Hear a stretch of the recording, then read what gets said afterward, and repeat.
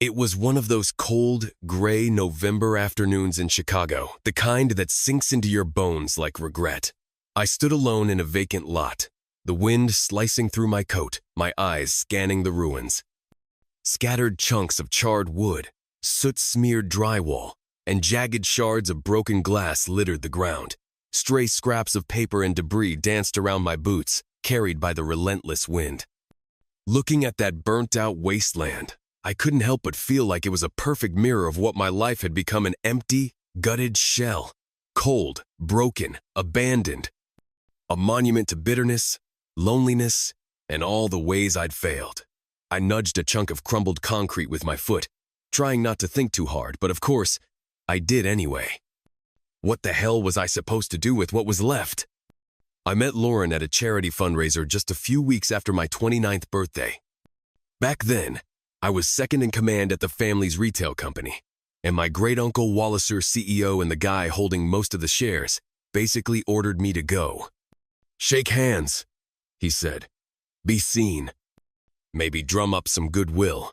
The event turned out to be a slow-motion nightmare, dozens of overinflated egos in expensive clothes, pretending they were saints because they'd raised 10 grand for a new public library. I stood there nursing a drink, forcing polite smiles, nodding at dull stories, biting my tongue so hard it might have left a scar. I kept glancing at the exit, praying for an excuse to leave, when she just appeared, slipping quietly into the seat beside me like she belonged there. She flashed me a megawatt smile, tilted her head, and said something like we were already old friends. Lauren moved with this effortless grace. She was slim, bronze-skinned, soft brown waves framing her face. The way she spoke had this quiet confidence that made every word feel easy, natural. Suddenly, I didn't mind being at a fundraiser. Suddenly, I wanted to stay. I've always been driven aggressively so. In school, sports, business, I went hard. But socially, I was awkward as hell. After business school, I married my job, and that didn't leave much room for dating. I rarely approached women unless I'd known them for years. But Lauren? She was different, irresistibly different. By the end of that night, I couldn't help myself. I asked her out to dinner. To my surprise, we had a damn good time. She was sharp, funny, curious. We shared interests, swapped opinions, laughed like we'd known each other for ages. We clicked. Hard. And when I dropped her off, there was no doubt we'd be seeing each other again. The romance escalated quickly. We were soon meeting up a couple of times a week, sometimes more, and the time we spent together was electric. We talked, we laughed, and yeah, we had a lot of sex. I was crazy about her. More than that, I was falling in love, fast, and it felt like she was right there with me. Still, despite everything, I hesitated. I wanted to take things further, but I didn't want to screw it up by moving too fast. I wasn't exactly Casanova, far from it. Most of my adult life had been boardrooms and spreadsheets, not bedrooms. I was worried that if I pushed too hard, I'd blow it all up. But Lauren wasn't about to wait. One night, as I awkwardly leaned in to say goodnight at her door, she didn't lean back. Instead, she grinned, unbuttoned my pants, and literally dragged me inside by the one part of me that had no objection to following her anywhere. I wasn't a virgin, but let's just say my experience was limited. I'd always figured that unfiltered sexual hunger was a male domain, turns out. Lauren was more than happy to shatter that belief.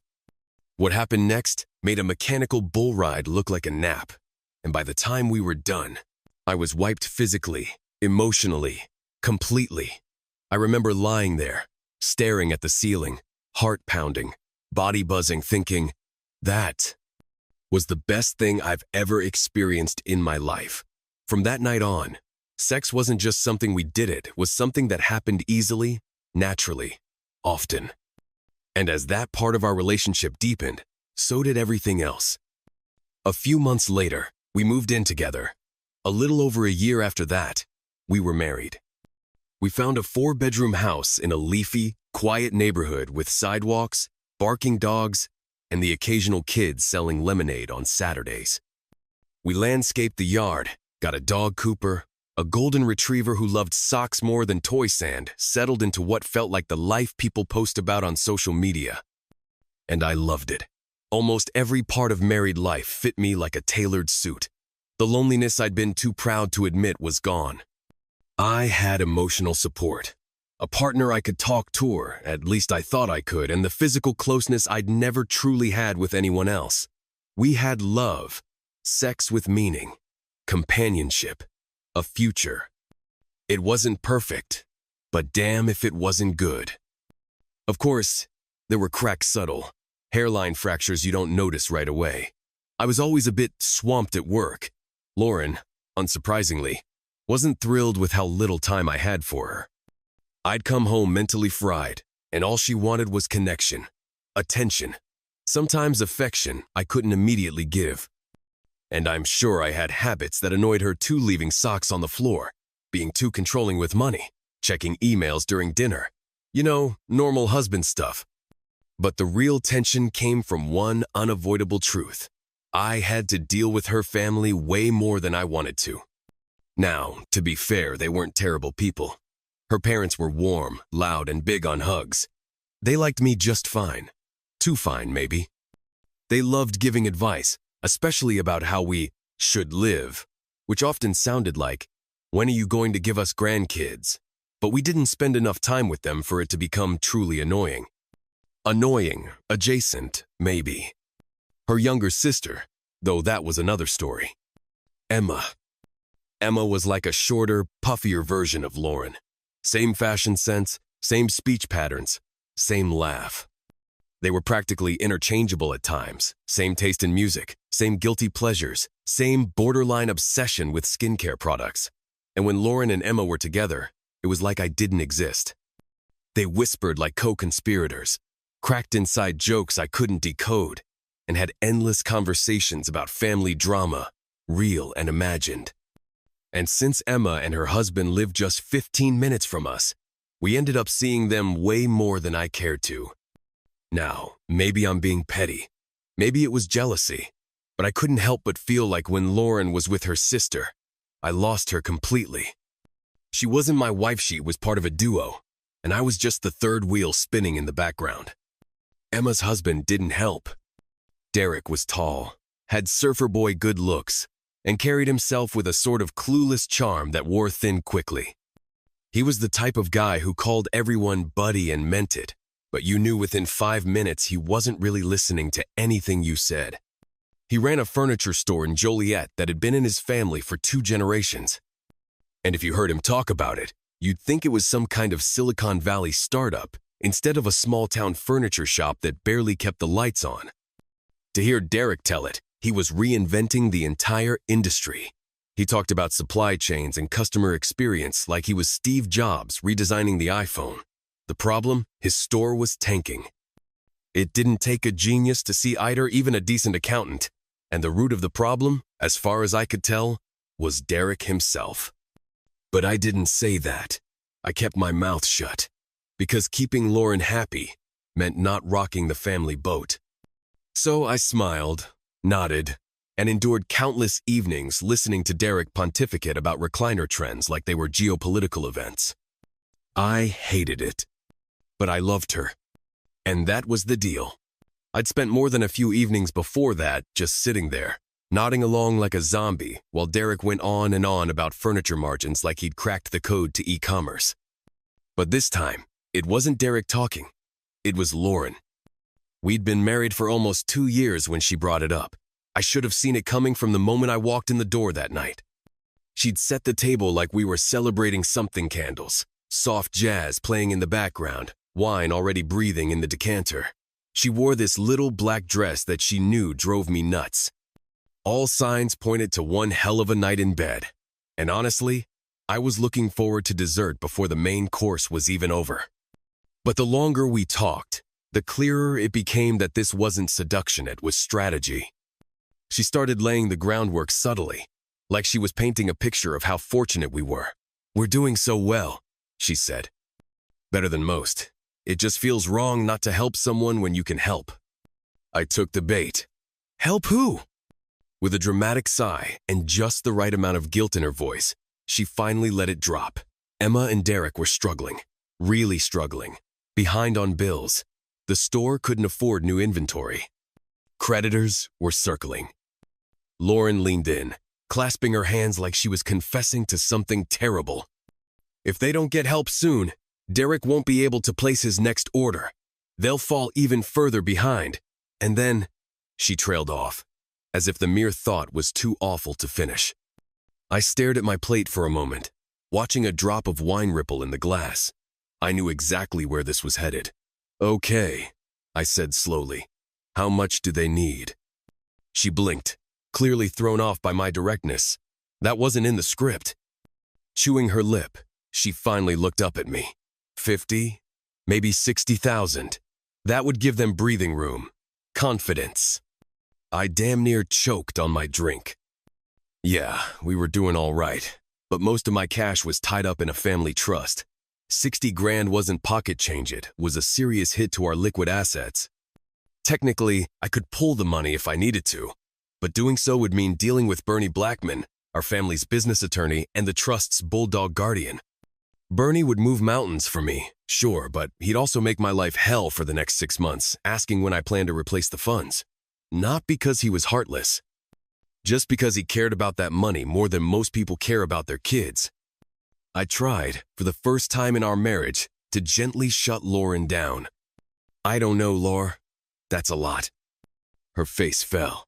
Emma says Derek has a solid plan. They'll pay us back. They're already making decent money. It's just this one bump. I swear. I didn't believe it for a second. If Derek couldn't manage a budget, a sudden pile of cash wasn't going to fix anything. It was like giving a drowning man a glass of water and telling him to swim harder. But I didn't say that, because I wanted Lauren to be happy. I wanted to be the kind of husband who supports his wife, not the one who lectures her about her idiot brother in Law's Failed Dreams. So I sighed, got up, went to my office, and wrote out a check for $60,000. As I handed it to her, I said, "But we're gonna need to be tight for a while until they pay us back." Spoiler alert, I never expected to see that money again. There's an old saying, if you lend money to family, assume it's a gift. That way, you're not bitter when it never comes back. I kept telling myself that, over and over. This was a $60,000 peace offering, a goodwill gesture to Lauren, to her sister, and yes, even to that overconfident goofball she married. I knew it wouldn't fix their problems. Derek couldn't run a successful lemonade stand, let alone a furniture business. But I wasn't doing it for him. I was doing it for her. I wanted to be the good guy, the supportive husband, the guy who doesn't say no. And so, I handed over $60,000 and waited. 3 or 4 months passed before I realized just how big a mistake that was. Around 3 or 4 months after I loaned Derek the money, I was home one Saturday, tearing the place apart, looking for a flash drive. It had some important business data on its sensitive stuff I needed for a presentation, and, like an idiot, I'd misplaced it. Not the first time. I have this terrible habit of sticking important things in completely illogical spots when I'm distracted. After checking all the usual places, my desk, nightstand, kitchen drawers, I wandered into the guest room, scanned the table, opened a drawer, even dropped to my knees and looked under the bed. When I stood up, something struck me as off. The bed looked wrong. Lumpy. Too lumpy. The sheets were pulled up, but lazily, messily, like someone had just crashed there and rushed to make it look undisturbed. Except it wasn't. Not even close. At the time, I brushed it off. I figured maybe Lauren had used it for a nap or something. She did that, sometimes said our bed wasn't as comfy in daylight, whatever that meant. Later that evening, while we were both cooking dinner, I casually mentioned it. "Hey, did someone crash in the guest bed? I went in there earlier, and it looked kind of lived in."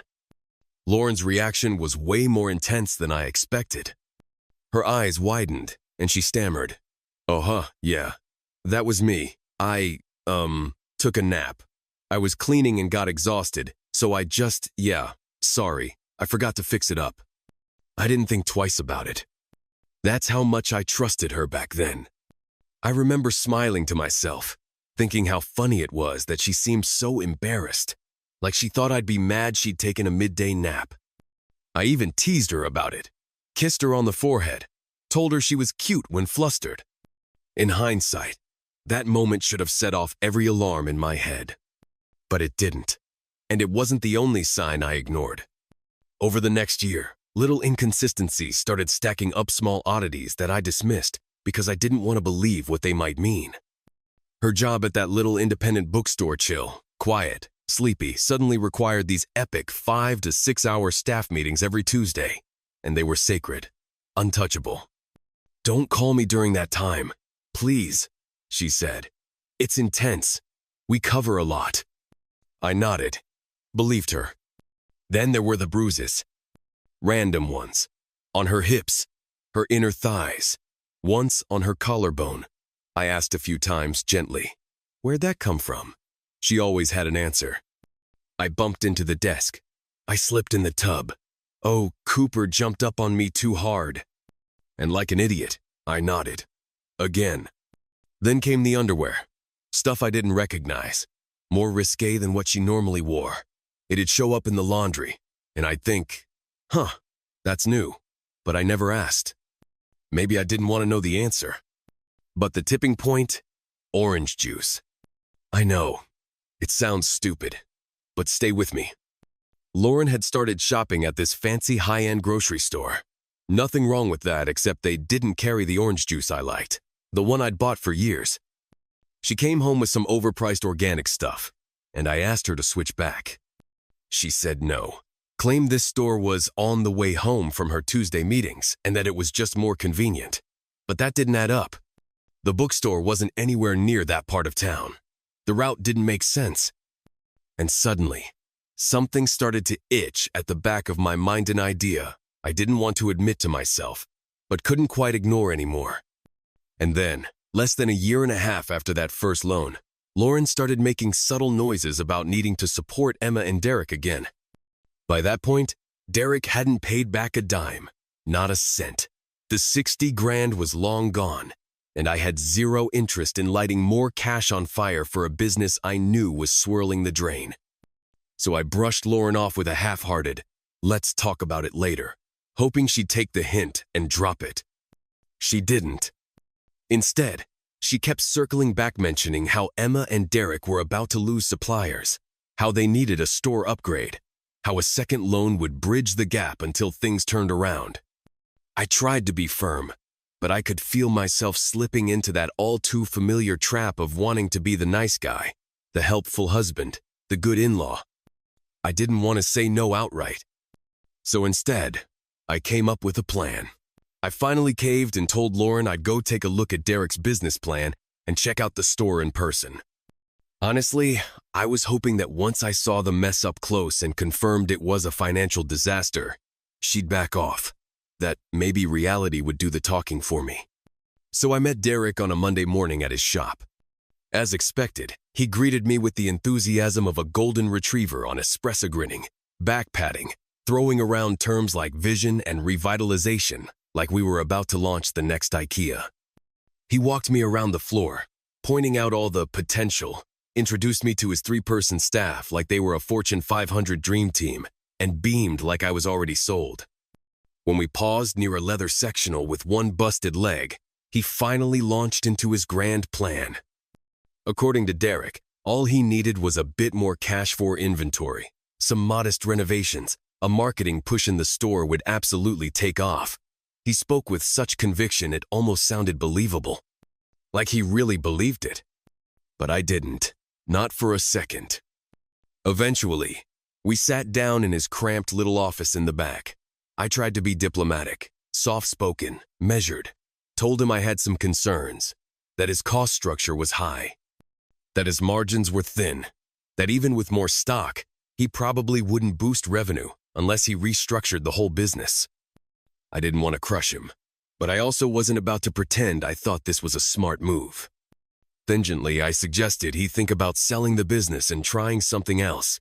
Something that didn't involve hemorrhaging money in an outdated furniture store run like it was 1986.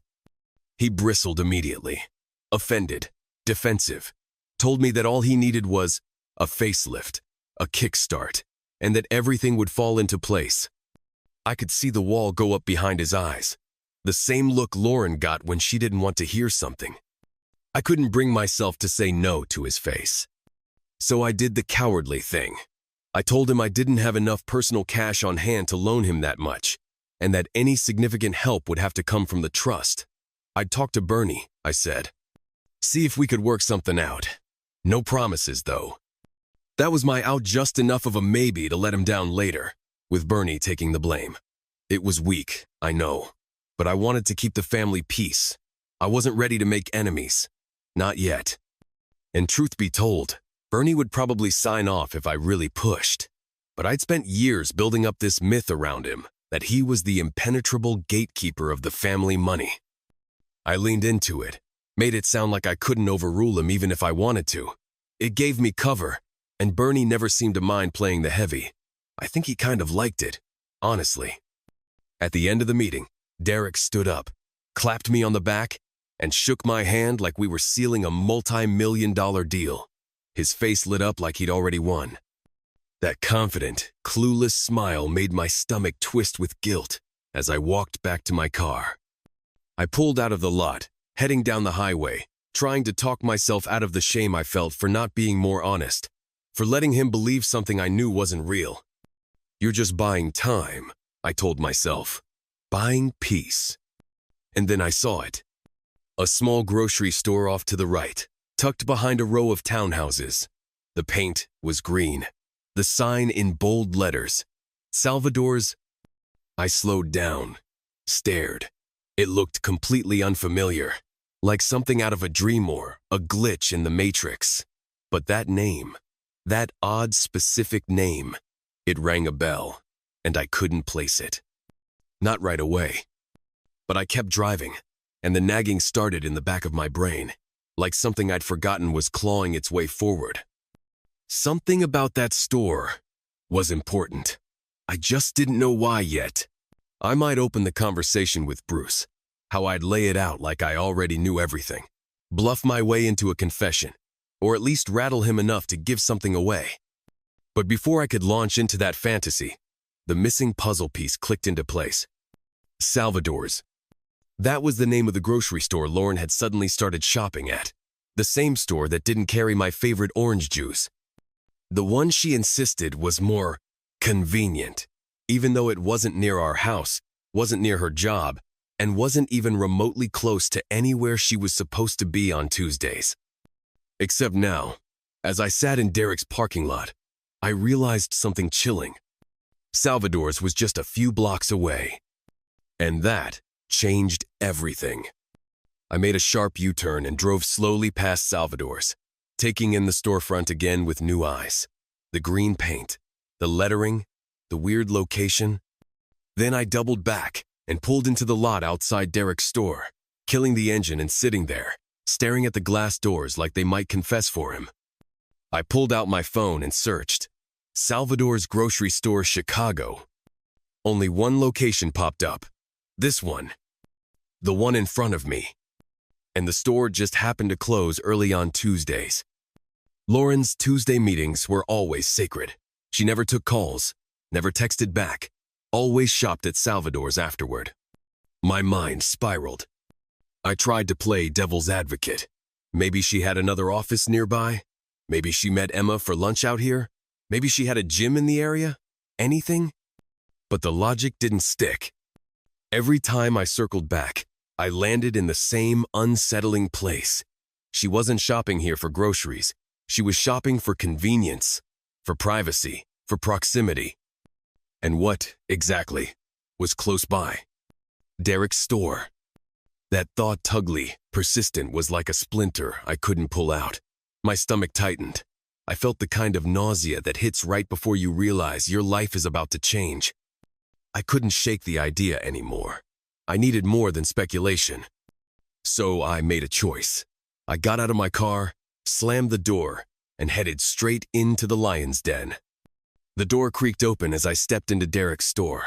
The place looked the same as always, slightly outdated, dimly lit, a few bored employees pretending to be busy.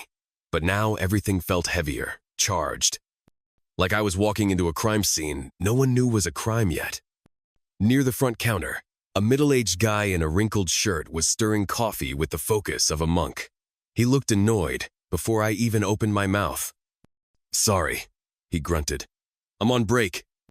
I raised my hands in peace. "I don't want to interrupt. I just really need to speak with Derek McKinley. It's about a financial matter we discussed earlier." He didn't even look up, just kept stirring his coffee, then took a slow sip. The way he ignored mate was almost impressive. One more reason that place was circling the drain. I waited a beat. Then, firmer, I said, "It's urgent. Can you call him for me?" That finally got his attention. He looked up at me, squinting like he was trying to remember if we'd met. Then recognition lit his face. "Oh, you're the guy from this morning, right? Yeah, Derek's here. He's in the back with a supplier. Shouldn't be too long. You can wait in the break room." He motioned for me to follow and led me past the showroom into a narrow hallway and into a sad little room with a stained couch, a humming mini fridge, and a flickering television. He handed me the remote and a mug of lukewarm coffee, then shuffled off, leaving me alone. I sat down, heart thudding, trying to calm myself. I had no proof yet, just a growing theory and a hunch strong enough to make my skin crawl. I started rehearsing the speech I'd give Derek, imagining the look on his face when I told him I knew.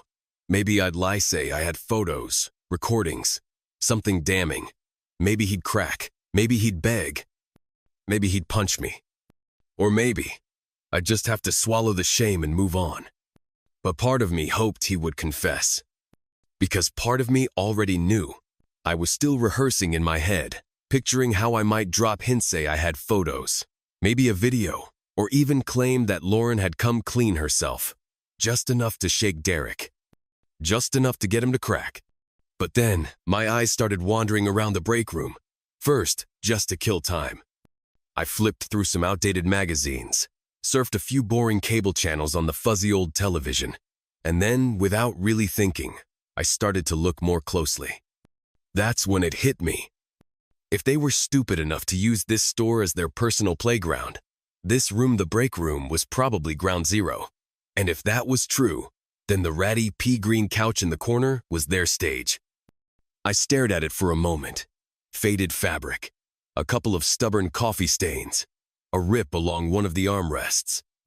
The kind of couch that looked like it had been rescued from a curb on trash day and somehow survived out of sheer spite. My stomach turned, but I couldn't help myself. I pulled off one of the pillows and felt my pulse spike. There were sheets underneath. It was a fold-out bed. I glanced down the hall to make sure Derek was still busy. Then, carefully, I pulled out the bed. What I saw made my throat tighten. The sheets were a mess, crumpled, uneven, and unmistakably used. A couple of faint yellow stains right where you'd expect if someone had just finished having sex and didn't care enough to clean up. A smear of lipstick near the edge. The faint scent of perfumeone I recognized. One Lauren wore sometimes when she wanted to feel pretty, she used to say. I stood there, staring at the bed like it had slapped me. Then I crouched down, noticing a few bits of debris under the pull-out frame. I reached my hand in, stretching across the grimy carpet to fish out whatever I could find. Piece by piece, I pulled out the evidence. A cheap ballpoint pen, 37 cents and change, a broken ceramic coffee cup, an empty tube of KY gel, and then a crumpled restaurant receipt. My eyes narrowed as I unfolded it. A Mexican place, one Lauren liked, the kind of little joint with handwritten checks and killer carnitas. The signature at the bottom was unmistakable, smooth, curved, elegant. Lauren's. Now, intellectually, I knew it wasn't hard evidence. It could have been from anything: lunch with a friend, dinner with her sister, whatever. But in that moment, that one slip of paper felt heavier than a ton of bricks. Because it didn't stand alone anymore.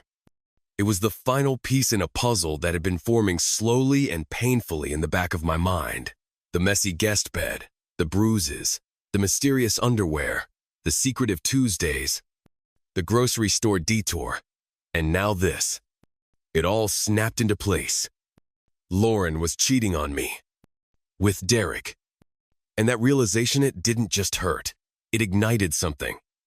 Suddenly, confronting Derek felt pointless. Bluffing him, pressuring him into a confession, it would only warn them. Tip my hand, make it harder to prove anything later. And I wasn't going to blow my one chance at confirmation. Now I knew when they were together. I knew where they were doing it. I had a trail. And if I was smart, if I was cold enough, I could turn this sick little affair into something that worked in my favor. I folded the bed back up, sat down on that awful couch, and clenched my fists until my knuckles popped. My heart was pounding like a drum. I'd been cheated in business before, swindled in card games, lied to by contractors, but nothing in my life not even close compared to this. The hollow, burning sting of betrayal from the person you trusted most. I wanted to scream, to punch the wall, to curl up and sob, all at once. But something else was rising through that chaos. A clear, focused flame. Revenge. The desire to get even burned so bright, it cut through everything else. I forced myself to breathe, to think clearly, be calm, be strategic. I needed to stay smart if I was going to pull this off. So I started planning. I began analyzing their weaknesses, Lauren's blind spots, Derek's arrogance, and I asked myself how I could use those flaws to hit back, hard. My first thought, naturally, was to beat Derek to a pulp, but that would land me in jail faster than I could throw the first punch. Then I thought about the loan.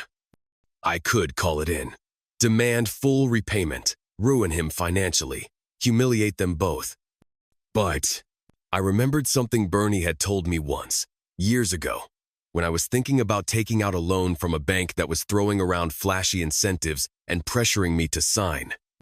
He'd leaned back in his chair, looked me dead in the eye, and said, "If you owe someone money, especially someone who doesn't have your best interests at heart, then they own you. They've got you by the balls." That phrase stuck with me. And right now, I wanted to be the one holding Derek by the balls. I glanced toward his office. He was standing near the front, shaking hands with some supplier, all smiles and charm, like he didn't have a care in the world. I waited a moment, then gave a little wave. He spotted me and waved back, walked the supplier out the door, and quickly made his way down the hall. "Hey, Mike," he said, a little surprised. "Forget something? Need more details?" I shook my head, smiling like we were old pals catching up over a beer. "Nah, not exactly. I've been thinking about our conversation, and I realized I might have given you the wrong impression." His eyebrows lifted, curious.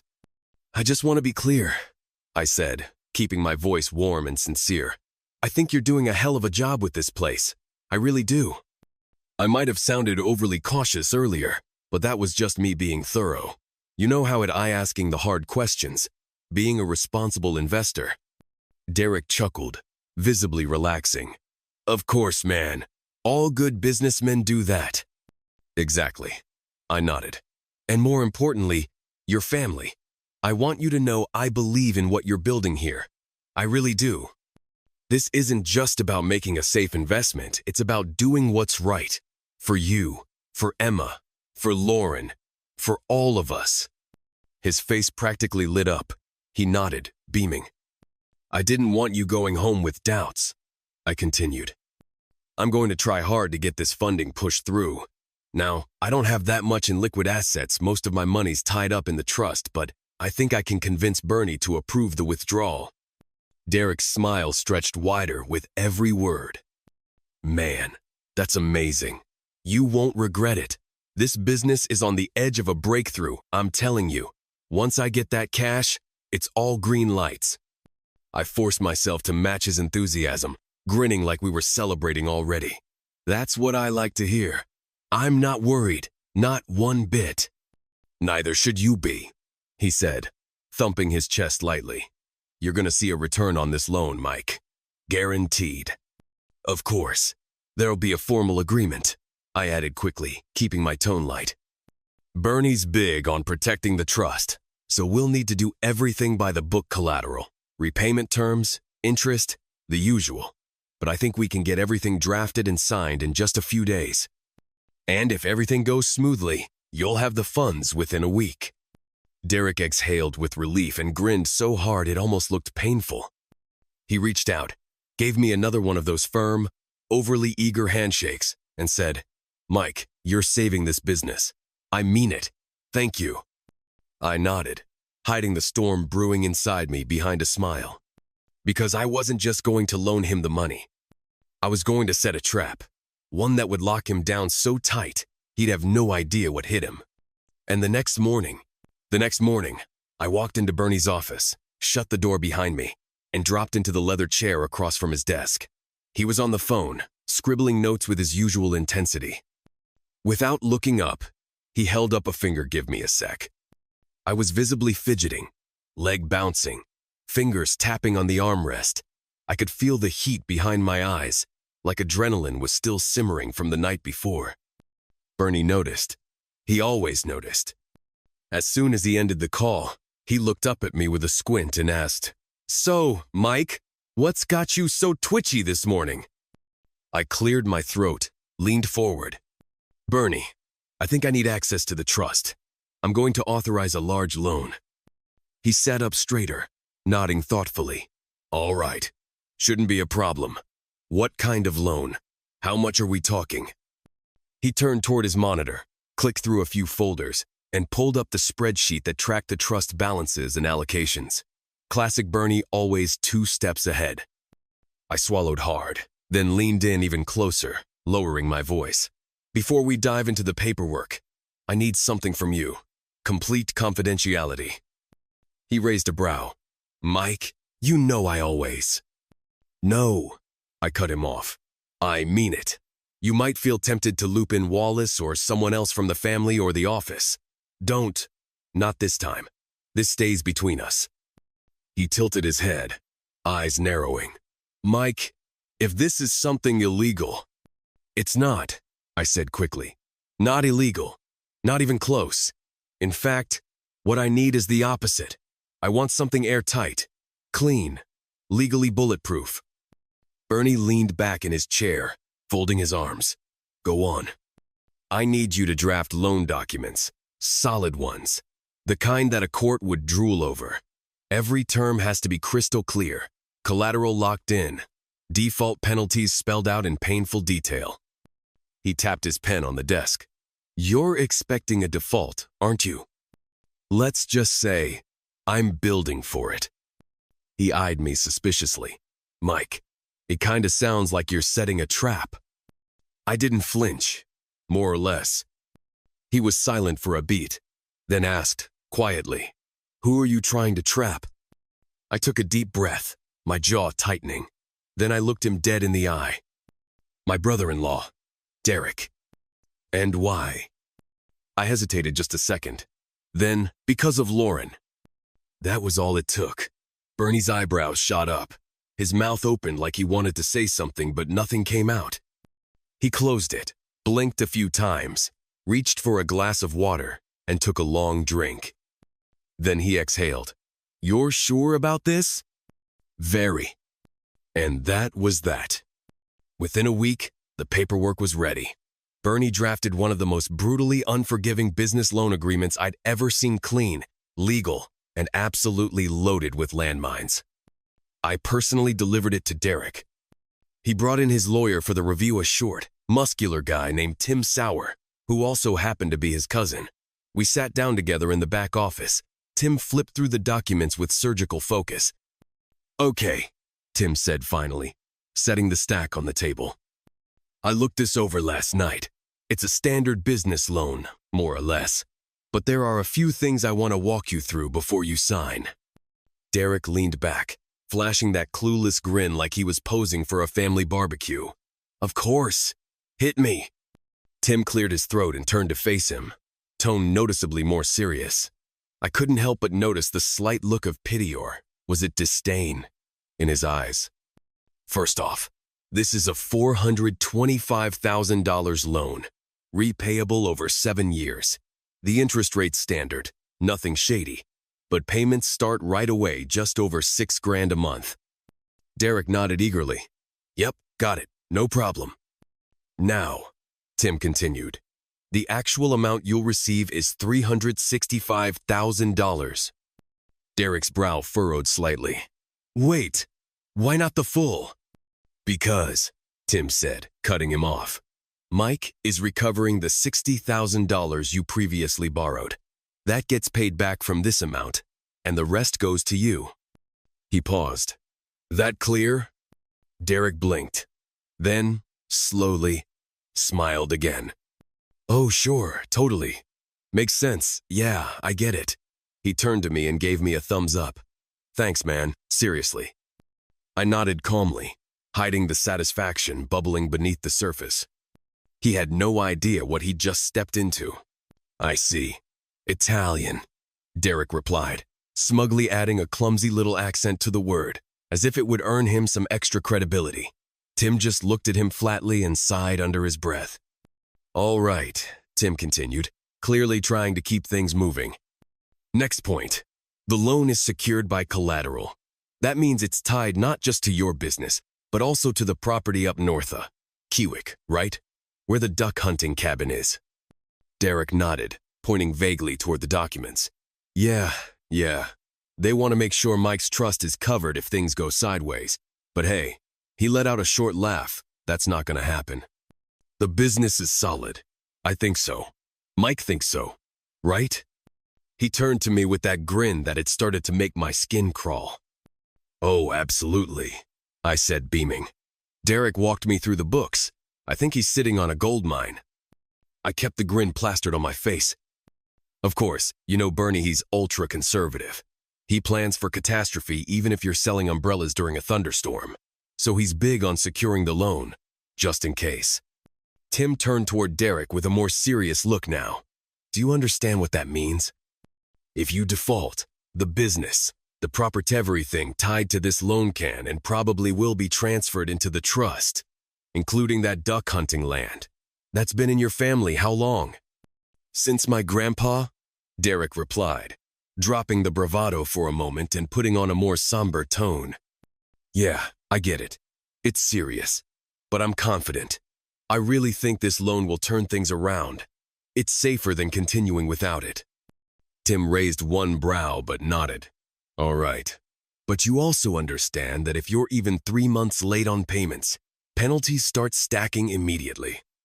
Derek's grin returned as he looked back at me like we were sharing an inside joke. Of course. But hey, Mike knows I'm good for it, right? I just smiled back. My teeth were clenched behind it. He thought I'd never let Bernie enforce the penalties, that I'd protect him. He had no idea. Back at home, Lauren was practically bouncing. She went on and on about how exciting it was that Derek's business finally had the financial support it needed. She kissed me like I was some kind of savior. Kept repeating how relieved Emma would be, how proud she was of me for believing in family. I smiled, nodded, said all the right things. But inside, I was screaming. It took everything in me not to say what I was really thinking. That the biggest problem with Derek's business wasn't money, it was Derek, that no amount of cash would make him competent. But I kept my mouth shut, because this wasn't about helping anyone.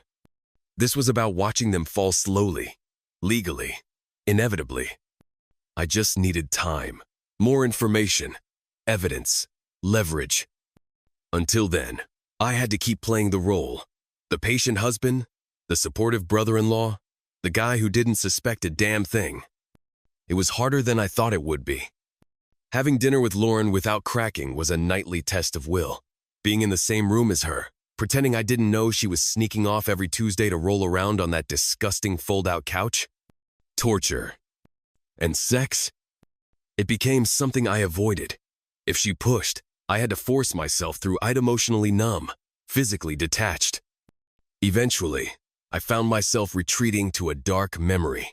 A night from years ago when I was 18, during spring break in San Diego.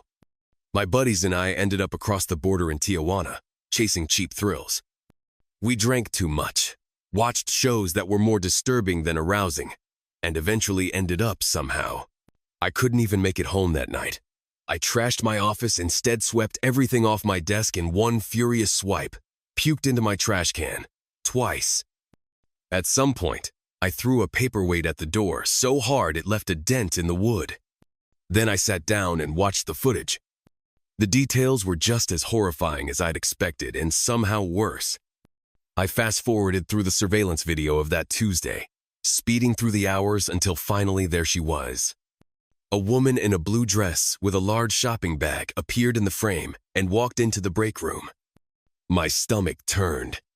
I slowed the video down to normal speed and braced myself. She set the bag on the floor, pulled out fresh sheets, and began changing the bed on the pull-out couch. She moved casually, like it was just another Tuesday routine. I already knew who it was, but seeing her face confirmed what I'd feared. It was Lauren. After she made the bed, she pulled a bottle of wine and 2 glasses from the bag. Then she reached behind her neck and undid the zipper on her dress, slipping out of it with a familiar ease. She folded it neatly, put it back in the bag, and sat down on the edge of the bed in nothing but thigh-high stockings, French-cut panties, and a ridiculously revealing bra reading a novel like she was in some avant-garde burlesque theater. It was surreal. The whole thing reminded me of this bizarre performance art exhibit I once saw in a small gallery in New York. A woman stood on stage, nearly nude, reading incoherent spiritual poetry while everyone just stared at her chest. It wasn't art. It was exhibitionism, pretending to have depth. Lauren was doing the same thing, just with better lighting and worse context. Then Derek entered. Lauren immediately set the book aside, smiling like a teenager sneaking out of the house. She stood, arms wide, and embraced him. After a moment, she pushed him back with playful frustration. "You're late," I could almost hear her saying. He chuckled and said something back, probably that same awful line about how she could never wait for him to come. I'd heard it before. They both laughed like it was a treasured inside joke. Then they kissed. Long, familiar, comfortable. And Lauren Whiffer reached down, undid his belt, and dropped his pants like she'd done it 100 times before. There was nothing exciting or passionate about what followed. It was mechanical, rehearsed. They knew each other's rhythms. No surprises. Just a steady, boring metronome of movement as he pounded away like it was a chore on his to-do list. About 10 minutes in, Derek finished. Lauren followed seconds later, her legs stretching out, her head snapping back in a way I'd once thought was meant only for me. They lay in silence for a while, tangled, catching their breath. Then Derek rolled onto his side, and they started kissing again, slow, easy, intimate. I couldn't look away. I couldn't breathe. The pain that hit me was cold, sharp, total. I felt like the video had burned itself into my brain, each frame etched into my memory forever. I knew then there would be no forgiveness. No working it out. No closure. Only fire. And as I leaned forward to turn off the recording, they kept talking. Lauren rested on her side, head propped up by her elbow, casually tracing shapes on Derek's chest with her fingers. They whispered, smiled, so happy, so content. Then Lauren sighed. "I hate using this place," she said. "It's gross. I wish we had somewhere better." Derek turned onto his side to face her. "Come on, Laur. We can't risk a hotel. Someone could see us. And last time we used one of our houses, we almost got caught. This is the safest bet." Lauren shrugged. "Yeah, I know. I just wish we had a nicer place to play." "I just hate this room," Lauren said, her voice tinged with annoyance as she adjusted the sheet beneath her. "Changing last week's dirty sheets to make love on them again? Not exactly what gets me going." Derek chuckled and reached up to gently stroke her cheek. "We could always just run away together." She laughed lightly, like he'd just said something charmingly absurd. But then Derek's smile faded, his eyes growing serious. "No, seriously, Lar. Have you ever regretted marrying Ryan? I mean, I love Emma Shea's a good wife, but sometimes, I don't know. Don't you think maybe it would have been better if you and I had ended up together instead?" Lauren didn't respond right away. She sat up, wrapping her arms around her knees and pulling them close to her chest. Her back leaned against the old couch, and for a moment, she looked reflective. Thoughtful. Derek, she said softly, how many times are we going to have this conversation? He didn't answer, just watched her. What we have, she continued, is special. Very special. But no, I don't think it would be better if we got married. She looked over at him, then sighed. Of course, we'd be happy. You and I always have fun, and we connect on a different level. But I love Ryan, and you love Emma. She leaned over and kissed his cheek, her hand absently rubbing his chest in gentle circles. If you and I were together, it wouldn't work the same. Ryan's a one-woman kind of man. Always has been. He would never start anything with me if I were married, and Mindy, she'd lose her mind. Derek looked disappointed, but Lauren smiled at him sweetly.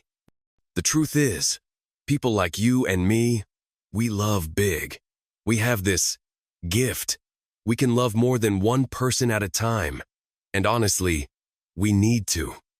She paused, then added with quiet certainty, this is what's right for us. But them, Ryan and Emma, they're wired differently. They're more rigid. Monogamy is sacred to them. They'll never understand what we do.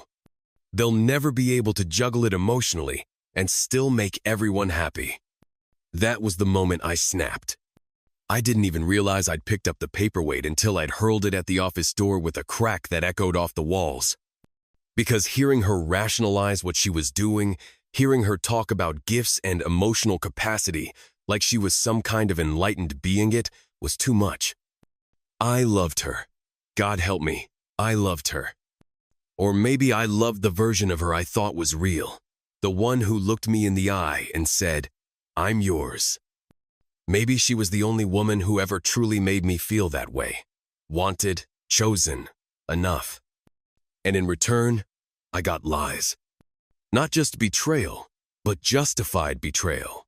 Like she'd rewritten morality to suit her needs and made herself the hero of the story. She didn't see it as infidelity, not even a mistake. In her mind, it was a contribution to the world, an act of love she was obligated to share.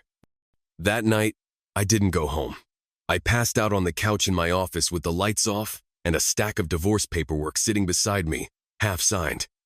The next evening, when I finally walked through the front door, Lauren was standing in the middle of the living room, arms crossed, fury radiating off her like static. Where the hell were you last night? She snapped. I was worried sick. You didn't call. You didn't text.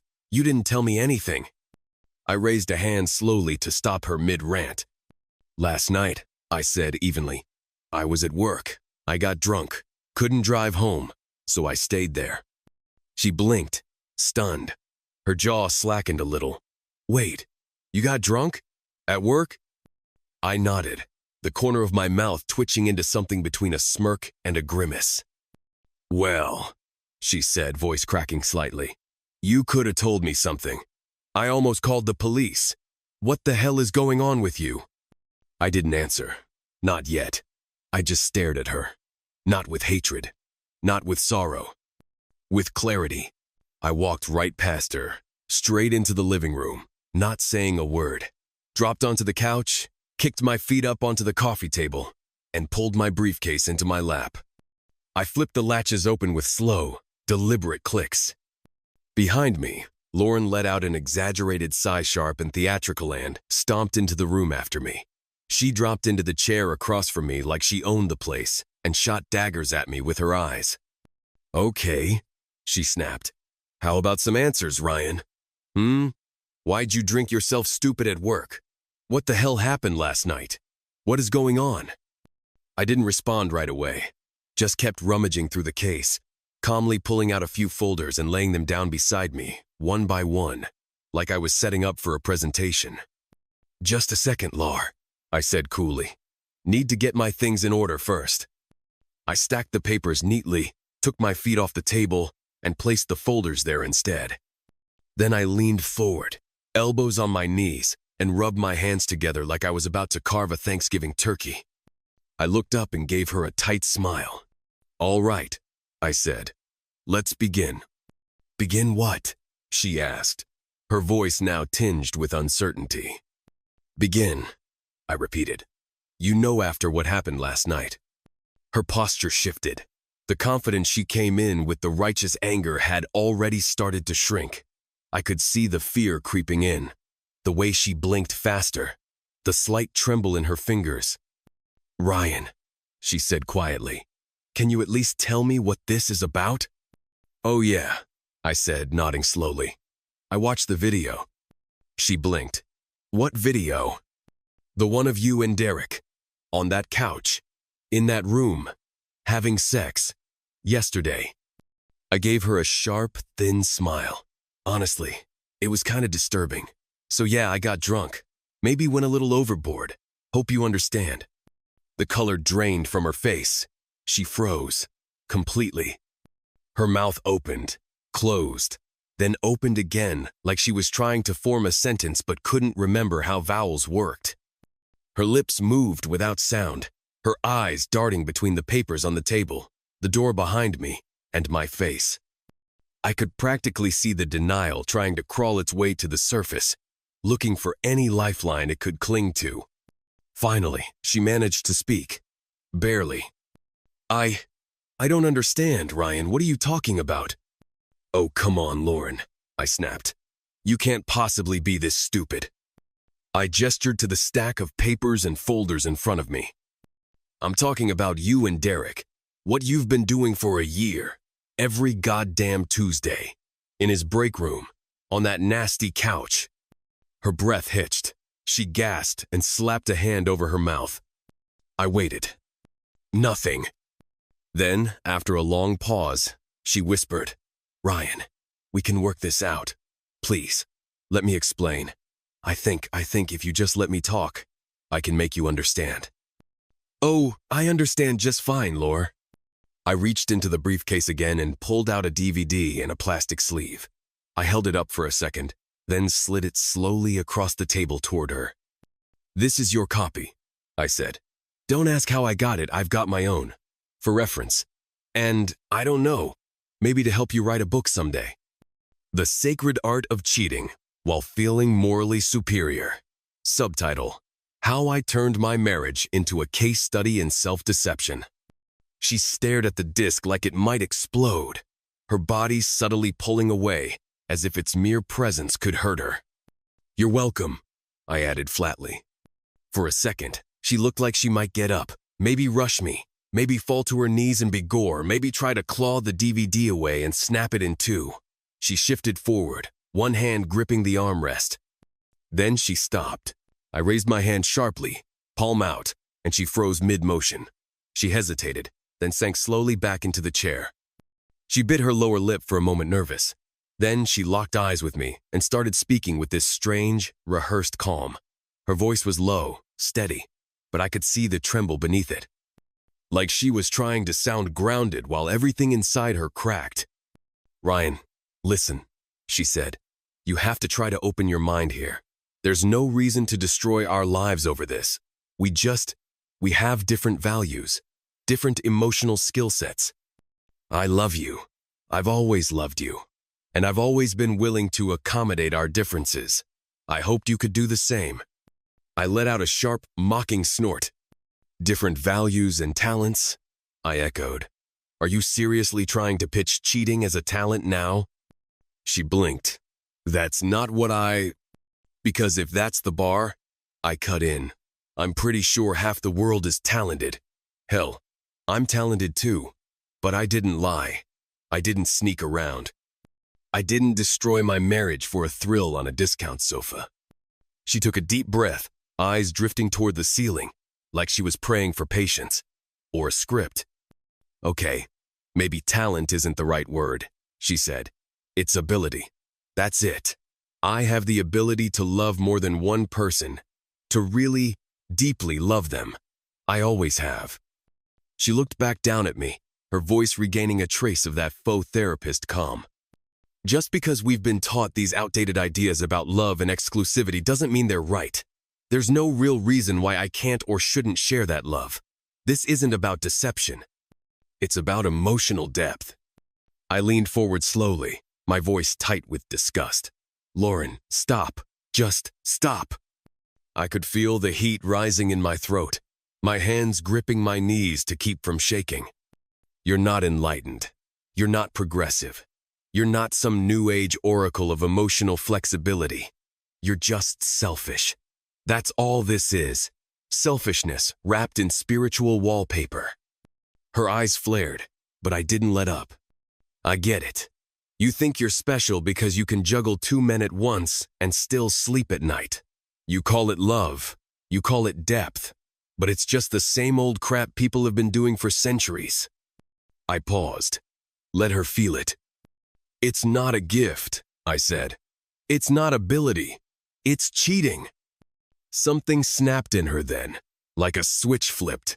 The guilty, apologetic Lauren vanished in a blink, replaced by something sharper, angrier. Are you calling me a cheater? She hissed, her voice rising. Well, fine, if that's how you see it. But I never stopped loving you. And I never stopped loving Derek, either. So no, I didn't betray anything. I didn't lie about how I felt. I followed my heart. You're the one who can't handle that. She leaned forward now, face flushed, chest rising and falling. You're clinging to some medieval idea of what relationships should be. One person, forever, no mistakes, no complications. It's not real, Ryan. That's not life. That's fantasy. She stared at me like she was daring me to contradict her. Her confidence pulsed off her like heat. I stood my ground. Do you want to live like this? I asked. Bouncing between lovers like you're playing emotional musical chairs? One guy one day, another the next? Because sure, go ahead. Be whoever the hell you want. I pointed to the table, to the DVD, to the papers. But don't stand there and pretend it wasn't cheating. Don't act like you were honest. Because you weren't. You never told me. Not once. And you knew I wouldn't have agreed to it. You knew it would destroy everything. She flinched, just slightly. Her eyes fell away from mine. Yeah, I continued, pushing forward. You lied by omission, which, for the record, is still lying. You made me and everyone else think we were something we weren't. A committed couple. Partners. Exclusive. I leaned forward, narrowing my eyes. But you weren't committed. You were sneaking around like a teenager with a fake ID, having your little adventures in that furniture store like it was some twisted romantic getaway.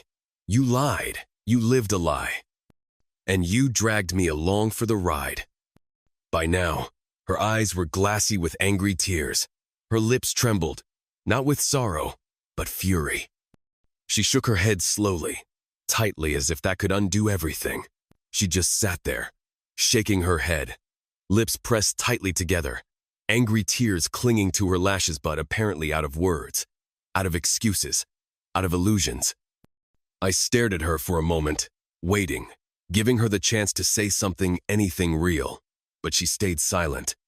So I leaned forward, slid the divorce papers across the table toward her, and said quietly, "Read it. Find a lawyer. It's real." Finally, she spoke, barely above a whisper. What if I don't want a divorce? I let out a breath, not laughing but close. Then you're out of luck, Lore, because you're getting one. I paused just long enough for it to sting, then added, with a thin, not so well hidden grin, but hey, that doesn't mean you'll be alone. That night, I packed a duffel bag, grabbed my briefcase, and left. I didn't slam the door, didn't say goodbye. I just walked out of that house like I was clocking out of a job I should have quit years ago. I moved into a small apartment closer to work. It was cold, sterile, barely furnished, but it was mine. And without Lauren's scent in the sheets or her lipstick on the glasses, it was peaceful. I snapped back into the person I was before she came into my life. Focused, work, obsessed, isolated. A machine with a calendar, a businessman, a loner. I avoided anything social, turned down every invitation, and buried myself in spreadsheets, late-night emails, and espresso-fueled tunnel vision. The hours at the office became brutal long, grueling, relentless. and people noticed. My assistant, Sherry, mentioned I looked like I hadn't slept in weeks. A client asked me if I was grieving a death. I kind of was. Because sitting at home meant thinking. Thinking meant replaying everything, her voice, her laugh, the way she undressed for him, wondering whether she missed me. Or worse, if she was still sleeping with Derek. So I chose work. Work didn't lie. Work didn't sleep around. Work, at least, made sense. Now, under normal circumstances, I'm the kind of guy who negotiates everything, contracts, settlements, supplier deals. I'm relentless when it comes to closing, but not this time. I didn't want a war. I didn't want drawn-out meetings or tearful courtroom drama. I didn't want more time with her. I wanted out. So I did the unthinkable. I offered Lauren a large lump sum to walk away. Clean break, quiet exit, generous support, with one condition: she had to agree to a fast, uncontested divorce. If she didn't, the offer would vanish. Deep down, I guess a tiny part of me hoped she'd fight, that she'd say no, that she'd insist we try to fix it, that something about our marriage meant more to her than money. But no.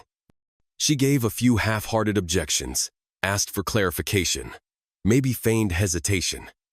And then she signed. 60 days later, our marriage was over. A couple of months passed. The dust began to settle, and right on cue, Derek started slipping. Payments stopped coming on time, then stopped altogether.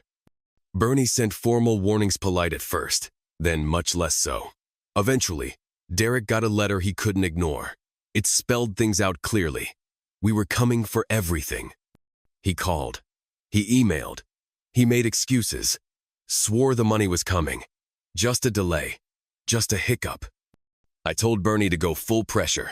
Turn the screws. No sympathy. Eventually, Derek begged for a face-to-face meeting. And that's when I knew he was desperate. Not just short on money. Empty. Dried up. Panicked. Perfect. I wanted the money, but I wanted it to come from her. From Lauren. And I had a feeling it would. We scheduled the meeting for after hours. The building was mostly empty, just Sherry, my assistant, still outside in case we needed to prepare paperwork. I waited in my office, sipping coffee, reviewing documents, completely composed. Then Derek walked in. He looked like a mess, sweaty palms, hesitant steps, wild eyes. He reached out for a handshake, his fingers damp and shaking. And trailing a few paces behind him was Lauren. I would have laughed at how transparent this whole performance was. But I didn't laugh, because I could barely breathe the second I saw Lauren walk through the door behind him. She wasn't just there, she was present, dressed in one of the outfits she knew I liked. Hair done, makeup perfect, her fiery smile turned on like a spotlight. She sat closer to me than Derek did, subtly leaning in like she was still my wife, still part of this inner circle, still someone with access. And I knew exactly why she was there. She came to tip the scales, to play on whatever emotions I had left, to charm her way into softening my stance for Derek's sake. And for 1 second, it almost worked. I had this stupid, aching instinct to stand up, wrap her in my arms, and kiss her. Like we could rewind the tape, like the last year hadn't happened. But I didn't. Instead, I forced my face into a deadpan mask, nodded once in her direction, and muttered something non-committal, just enough to acknowledge her without giving her anything. Truthfully, I was stunned she came at all. I had planned this meeting carefully, knew exactly how I wanted it to go, and Lauren's presence threw me. I didn't like wild cards, and she was the ultimate one. Part of me wanted to kick her out, tell her to wait in the hall, or better yet, crawl back under whatever rock she'd slithered out from. But I didn't, because something told me watching this fall apart with her in the room might be even more satisfying. Derek started talking, trying to be his usual affable self. He gave me a handshake that was borderline clammy, smiled wide like we were old college buddies, and launched into a half-hearted apology. He wanted to make things right. He hoped I knew how much he respected me. He was sorry things turned out the way they did. Blah, blah, blah. What shocked me was how sincere he thought he sounded, like this speech was going to rebuild our friendship from the ashes. I didn't even blink. I cut him off cold. "Derek," I said, my voice flat. "Stop. Just stop with this crap. Your apology is meaningless to me." He flinched, visibly, like I'd slapped him across the face. Then he exhaled, looked down, nodded like he was being scolded by a teacher, and tried again. "Okay. All right, Ryan. Let's get down to business." He looked at me, eyes wide, as if I should speak first, like this was my meeting, my favor, my money to give again. I stayed silent, just raised my arms slightly in a go-on motion and leaned back in my chair. He licked his lips. His hand trembled slightly as it hovered above the table. He raked his fingers through his hair and finally started talking. He claimed he fully intended to repay the money, said he was a little short right now, blamed Bernie for being too aggressive, accused him of pressuring him unfairly. He insisted the business was just about to turn around, right on the edge of recovery. One more chance, a little more time, and he'd be able to catch up, maybe even thrive. He said all the right words. But I wasn't listening to the content. I was watching him, watching the beads of sweat forming on his forehead, the way his smile twitched at the corners, the way his right hand jittered on the table like it didn't belong to him. And then I spoke. "Derek," I said slowly, "if you weren't a liar by nature," I finished my sentence without blinking, "I would consider giving you a reprieve." Derek's eyes widened, a flicker of hope flashing across his sweaty face. He leaned forward, mouth parting to speak, but I raised a hand and cut him off before he could start another desperate plea. "Come on, Derek," I said, calm but cutting. "Let's be real here.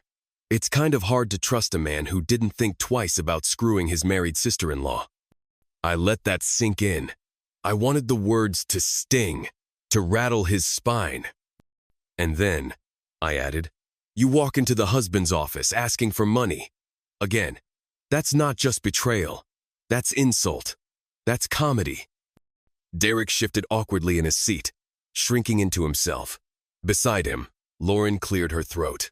Her voice came out small, strained, and unnervingly soft. "Ryan, please, you can't punish Derek because of me." I turned to her sharply, the fire already back in my eyes. "I can do whatever the hell I want, Lauren." She recoiled slightly, stunned by the venom in my tone. "Why are you even here?" I asked, my voice now rising. "Did you really think you could charm your way into this room and talk me down? Play the concerned ex-wife card for old time's sake?" She started. I didn't let her finish. "You thought wrong." I leaned toward her with a cold glare. "Honestly, all your presence does is remind me how Derek figuratively screwed me by literally screwing you." She flinched. Her eyes welled. Her chin trembled. But she didn't say another word. "Do us all a favor," I added, "and sit there. Look nice. Keep your mouth shut." And she did. She folded back into the chair, blinking hard to hold back the tears, biting her lower lip like she was trying not to scream. I turned back to Derek. "All right, Derek. Here's how it's gonna go. You're going to repay the debt. On time, according to the agreement. Or I start seizing assets. Every last thing." Derek shook his head, more panicked now. "Come on, Ryan. You can't take my business. You can't." "I can," I interrupted. "And I will. If you don't pay." He started to protest, voice cracking. "But you know I can't get bank loans. I've tried. My credit's shot. And my family, Ryan, they can't help. They don't have that kind of money." I stared him down. "Don't insult me with that crap. I know your family has money." "No," he said quickly, shaking his head. "They really don't. If they could, they would have already helped." "What about her?" I turned and pointed directly at Lauren. "Did you ask her for money?" Derek looked confused, taken off guard. "Lauren? No, Laura doesn't." I laughed, loud and bitter. Of course she didn't tell you. I turned my gaze to Lauren, and this time, I smiled wide. It wasn't kind. I gave her a check. $150,000. Cash. Free and clear. Derek's head snapped toward her, eyes wide, jaw slack. His face said it all. He had no clue. Lauren looked like she wanted to vanish. Well? I asked her, mockingly. Is that not true, Laure? She fidgeted in her seat, her voice suddenly smaller than ever. Yes. I mean, I have it, but I need that money. I laughed again, leaning back in my chair. Really? That's rich. You were so sure Derek was a great investment when you begged me to give him money the first time. Why the hesitation now? Aren't you confident anymore? She didn't respond. Come on, Lauren. Help me out here, I said, eyes gleaming. If I should believe in him, shouldn't you? Her throat bobbed as she swallowed. Then she glanced over at Derek's wide, silent stare pressing into Herond back at me. She inhaled shakily, then squared her shoulders. I can cover part of it, she said, her tone barely defiant, more desperate than bold. Derek's face lit up with relief. He gave her a soft smile. She offered one back, weak and forced. And together, they stood up. Derek walked taller than he had when he arrived. Lauren looked smaller. They left my office, him with hope in his step, her with disappointment in her eyes. I held the door open as they left, offering one final reminder like a knife slipped under the ribs. Remember, Derek, I don't care how. I just care when. I want my money. He turned back and tried to summon some bravado. You'll get it, he muttered through clenched teeth. Lauren didn't say anything. She just gave me one last worried glance, her confidence already beginning to crack. Over the next few months, I returned to what had become my refuge, work. I buried myself in tasks, ran on caffeine and deadlines, avoided personal conversations like they were contagious. I refused every dinner invitation, declined every networking event. My life became a closed loop of spreadsheets, contracts, and silence. And I liked it that way mostly. But even behind the armor of busyness, the betrayal still bled through. It was in the smallest moments, a restaurant napkin that reminded me of one of our dates, a perfume wafting past on a stranger that smelled like hers, a dream that would jolt me awake in the middle of the night, her voice, her laugh, the image of her pulling Derek's belt loose. And then there was the check. Each month, like clockwork, a small envelope would arrive at my desk, Derek's monthly payment, handwritten, awkwardly signed, and every time I opened it, I felt a twisted satisfaction. Like I had turned their affair into a toll they were forced to pay penance, one small bite at a time. It didn't heal anything, but it numbed the sting. That numbness didn't last long. Emma Derek's whiffer reached out. First, it was an email, then another, then a phone call. I was surprised she even had the nerve. Apparently, Derek and Lauren had finally come clean to her, though, no doubt in a way that cast their affair in the gentlest, most noble light possible. We made a mistake. We followed our hearts. We didn't mean to hurt anyone. The usual garbage. What shocked me was that Emma forgave them. According to her, she'd guessed what was going on, even suspected it for a while, and they'd all come to some kind of arrangement. She said it like it was a scheduling issue. Apparently, Derek and Lauren were still seeing each other, openly, consensually, no shame, no consequence. To make matters worse, Emma actually had the audacity to float the idea half joking, half serious that maybe I should consider getting back with Lauren. As if everything that happened could be erased with a group hug and a fresh start. My responses were cold, final, brutal, even. By the end of our second call, I was certain I'd made her cry, and I was glad. I never heard from her again. But what gnawed at me most was the realization that Lauren and Derek were still standing, together, unbothered, that they might come out of all this clean paid up, partnered, and perfectly satisfied. It made my skin crawl. I was terrified the narrative would shift, that I would become the bitter ex. The guy who just didn't get it. That modern love had evolved and I was the sad dinosaur left behind, arms crossed, heart in ruins, while the people who hurt me thrived. But I needn't have worried. 9 months after I met Derek and Lauren, their little kingdom went up in flames literally. The furniture store burned down in a spectacular 2-alarm fire that made the local news and lit up the sky. It even threatened neighboring buildings. Firefighters worked through the night. The whole thing looked like a scene from a movie. I wasn't there, but Bernie saw it. He called me immediately. He was furious. "You put trust money in this clown's hands," he snapped, "and now it's literally gone up in smoke." I listened calmly, then told him what I had already decided. "If he defaults," I said, "I'll buy the loan myself, personally. The land is still worth something. Its location alone makes it salvageable." Still, it didn't stop the questions, especially when the investigation began. And when the fire's origin was traced to suspicious catalysts, the insurance company promptly refused to pay. No insurance, no revenue. Derek defaulted on the loan. And just like that, I ended up purchasing what was left the scorched skeleton of the store and 35 acres of Mississippi duck hunting land tied to the loan. It was a fire sale in every sense of the word. The criminal investigation dragged on for nearly 6 months. The detectives put together a solid circumstantial case against Derek and Lauren.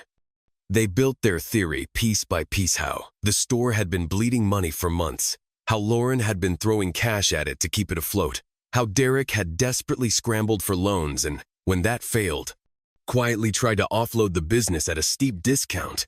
No buyers bit. They couldn't place either of them at the scene the night of the fire. No witnesses, no gas can receipts or suspicious purchases. But the circumstantial evidence? It stacked up. Investigators found multiple searches for the word arson on Lauren's home computer. They pulled phone records showing her communication with 2 men who both had prior convictions for arson. And a week before the fire, she withdrew $15,000 in cash with no explanation. It was enough for the DA to feel confident, but not enough to guarantee a conviction. Derek and Lauren Lloyd up hard, hired someone sharp, expensive, and clearly paid with the last drops of Lauren's blood money. The DA wasn't stupid. He knew he was in for a fight, so he started negotiating. I imagine the charges started big first-degree arson, fraud, conspiracy, and then slowly got bargained down as the lawyers played their game of chicken. The defense wouldn't settle for anything higher than 4th-degree arson, so the process stalled. A trial date was floated, pushed, delayed, rescheduled. I waited. Then, finally, it came. I was placed on the witness list. I remember sitting in the courthouse lobby, that morning-hard wooden bench, cold tile floor, paper coffee cup next to me, and a folded newspaper in my hands I wasn't really reading. I tapped my foot unconsciously, adrenaline buzzing just beneath the skin. Then the door opened. A court official walked out and, with zero drama, announced, "The trial's been canceled. A deal has been reached. You're all free to go." Just like that. I stood to gather my things, still stunned, and as I turned toward the exit, they appeared. Lauren and Derek, flanked by officers and their smug attorney. A crowd of reporters surged toward them like vultures, microphones out, cameras rolling. But neither of them spoke. They kept their heads down. Derek peeled off to speak briefly with Emma, then disappeared down the hallway with the guards. But Lauren? She spotted me instantly. And, God help her, she walked right over. No shame, no hesitation. Just the same fire in her eyes that once made me fall for her and now made my stomach twist. "Well, Ryan," she said, chin up, tone theatrical. "Is this your lucky day? Is this what you wanted? For me to finally be punished for my sins?" I laughed. Bitter. Hollow. "No," I said. "What I wanted was a faithful wife. A marriage that worked. I'll never get that from you." I let the silence hang for a second. "Absent that," I added, I'll settle for my money. She snorted. Well, you're not getting any of this now, are you? Oh, I got some of it, I said, flashing a dry smile. And I've got the store. She laughed like she thought I was bluffing. What? That charred ruin? What are you going to do with it? Has it stopped smoking yet? I grinned. You'd be surprised what a smart businessman can do with a good piece of property, even a smoking one. Her smile faltered. Her nostrils flared. Her lips tightened just a touch. Then she squared her shoulders and tilted her head. And now look at you, she said coolly. Alone, married to your job for the foreseeable future. She gave me that old knowing smirk, the one that used to feel like a secret between us. Don't deny it, Ryan. I know you. I know how much you hate meeting new people. I looked her dead in the eye and said, calmly, I'm working on it, Lore. I loved you, I told her, my voice low, steady, certain. But you're not the only woman in the world. She smirked, the kind of smug smile she used to wear when she knew she'd won. No, she said, I'm not the only one, but I don't think you'll ever find, what do you guys call it, an equivalent replacement. She leaned in a little, eyes narrowing. Whether you like it or not, you'll miss me. I stepped toward her, just enough for her to hear the words clearly. I might get lonely, I whispered. But you won't be, will you? I leaned in even closer, barely above a whisper. Good news is, you'll be sharing a nice, cramped space with a bunch of tough, androgynous women, lots of opportunity to spread all that abundant love you've got. Sounds like a win for you, and the lesbians. She froze. For a split second, I thought she might laugh it off, maybe flip her hair, say something clever. Instead, she snapped. Her composure shattered like glass on concrete. She recoiled, face twisting into something feral and venomous. Her whole body seemed to lurch with fury. You sanctimonious, self-centered, emotionally stunted son of a bitch, she screamed, her voice slicing the air. The officers jumped in immediately, grabbing her arms and pulling her away as she thrashed and shouted. You'll be in the same hole as me, alone, bitter, a slave to your pathetic little job. Her screams echoed through the hallway as they dragged her back toward the holding area. Her love for Maya, if it had ever truly existed, was gone. What was left now was nothing but rage, pure, burning hatred. And yet, all I felt was a strange, aching stillness. I stood there, unmoving, as her final tirade rained down like acid. You'll never be happy. You'll always want me. And one day when you're married to some boring ex-secretary, you'll regret not saying yes. The door slammed shut behind her, cutting off the rest. Silence. I exhaled slowly, the taste of bitterness still sharp on my tongue. Then I turned, walked out of the courthouse, and into the pale daylight. No more trials, no more meetings, no more lawyers, or contracts, or emails, or strategies. Just quiet. I didn't know where to go, so I went to the only place that made sense, the site. The one Derek and Lauren had burned to the ground. The air was cold. The wind knifed through my coat and stung my cheeks as I stood at the edge of the blackened lot. The concrete was cracked and scorched, broken glass still glittering under the clouds. Ash crunched beneath my shoes. I looked around at the ruins, wondering what the hell I was supposed to do with any of it.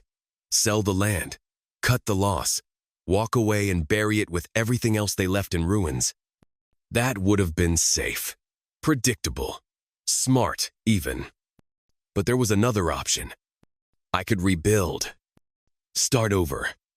Maybe even open a new furniture store right on the same ground where Derek failed. Make it loud, flashy, put up billboards across the city. Hell, maybe even television ads, something they couldn't not see. I could even name it after her. Lauren's. Have final sale signs in giant red letters. Everything must go. It hit me then this wasn't just about business. The decisions I was making about this land, they mirrored the decisions I'd made in my own life, the choices I'd defaulted to. Lauren was right about one thing. I had always pulled away from risk, from intimacy, from anything messy or vulnerable. I'd spent my whole life protecting the Fortress Me career, my bank account, my reputation while the rest of the world danced barefoot in the fire. I was safe, but I was also alone. Sitting on a crumbling concrete block in the middle of a ghost town of my own making, I looked around again, still caught in limbo between fear and desire, between what I'd always done and what I might do next. And then,